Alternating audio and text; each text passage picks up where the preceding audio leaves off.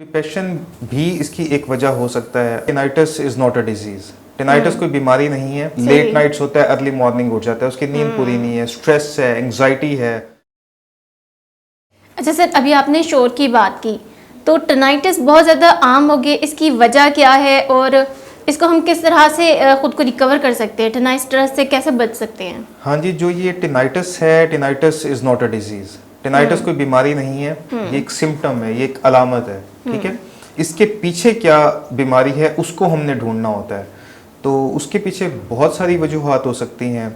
जो आम रूटीन में आपकी रीजंस हैं वो ये है कि एक बंदे की स्लीप हैबिट्स ठीक नहीं है, वो लेट नाइट्स होता है, अर्ली मॉर्निंग उठ जाता है, उसकी नींद पूरी नहीं है, स्ट्रेस है, एंग्जाइटी है, आपकी प्रॉपर डाइट ठीक नहीं है, आप अपना ब्रेकफास्ट टाइम पे नहीं करते, लंच टाइम पे नहीं करते, डिनर टाइम पे नहीं करते। उसके अलावा अगर आप ऑर्गेनिक कॉजेज़ को देख लें, मतलब एयर रिलेटेड, तो उसमें भी बहुत सारी वजूहात हो सकती हैं। जैसे अक्सर आपके कान अंदर से कमज़ोर होना शुरू हो जाते हैं, कान की नसें, कान की रगें कमज़ोर होना शुरू हो जाती हैं, या कान की हड्डियां आपस में जुड़ जाएं।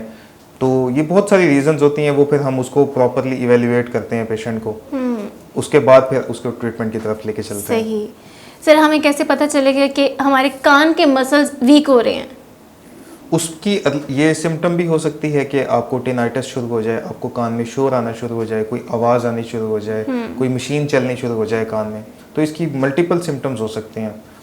आपकी हेयरिंग जो है वो अफेक्ट हो सकती है। सर, ये टेंशन की वजह से भी होता है, क्योंकि एक खातून है, वो कहती है कि जब मैं बहुत ज़्यादा टेंशन में होती हूँ ना, तो मुझे रोने की आवाज़ें आती है, शोर आता है कानों में। हाँ जी, बिल्कुल, डिप्रेशन भी इसकी एक वजह हो सकता है। अब ये जो आप उनकी सिम्टम्स बता रही हैं, ये these are related to major depression, तो उसके लिए तो बेहतर साइकेट्रिस्ट से अगर वो कंसल्ट करें और अपनी मेडिसिन को कंटिन्यू करें, उसी से उनके सिम्टम्स बहुत ज़्यादा बेहतर हो जाएंगे। सही। अच्छा सर, थायराइड बहुत ज़्यादा इशू इस वक्त देखने में आ रहा है, फीमेल में तो बहुत ही ज़्यादा है। तो हमें ही मुझे ये क्वेश्चन लिखवाया कि मिस आपने ये लाजमी पूछना है कि जो THS 2, 3, 4 है, ये क्यों होता है, वजह क्या है? जी जी, देखें, हमारी बॉडी जो है, अल्लाह ताला ने उसमें बहुत सारे ग्लैंड्स बनाए हुए हैं, जिनको मुखदूद कह देते हैं आम जुबान में। तो थायराइड भी हमारा एक ग्लैंड होता है, ये बटरफ्लाई शेप होता है और गर्दन में सामने ही पड़ा हुआ होता है। तो थायराइड हार्मोन, फिर इसका काम होता है कि ये हार्मोन्स बनाता है।